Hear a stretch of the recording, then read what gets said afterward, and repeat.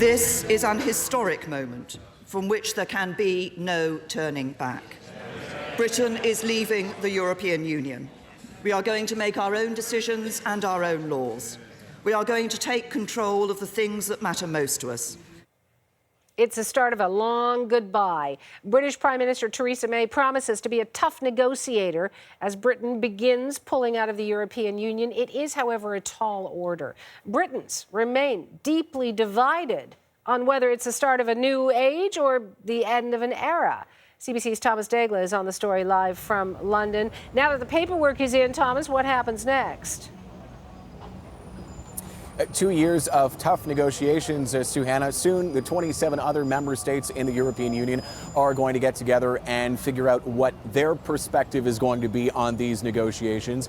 But if all goes to plan, which we have no way of knowing it will, no country has triggered Article 50 of the Lisbon Treaty and tried to extricate itself from the EU. But if all does go to plan, then March 29th, 2019 will be the so-called UK Independence Day, when Brexit actually happens and Britain leaves the EU. In the meantime, Prime Minister Theresa May has a hard road ahead. She's got three parties to really try to make happy, so to speak, in the coming months. First of all, the 27 other EU member states who want to make sure Britain pays for this exit. The Brexiteers, the Brexit supporters, those who want Britain to get out as soon as possible. And then you have the Remain supporters who want to keep a partnership with Europe. Someone who says he's going to keep Prime Minister Theresa May accountable for all this is the leader of the opposition Labour Party, Jeremy Corbyn. Here's what he said today.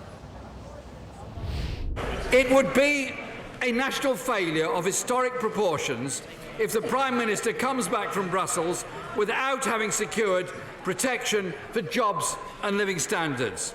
So we will use every parliamentary opportunity to ensure this government is held to account at every stage of the negotiations. Thomas, British society still split on this issue. What are you hearing from the anti-Brexit camp?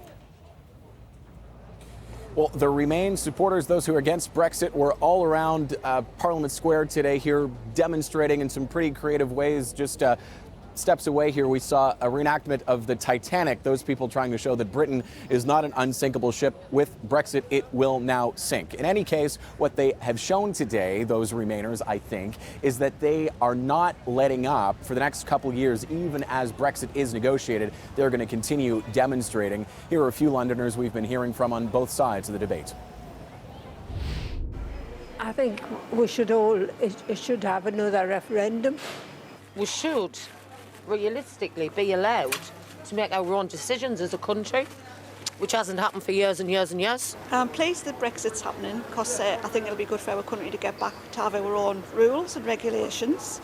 We'll have control of our borders again, which I know a lot of people want.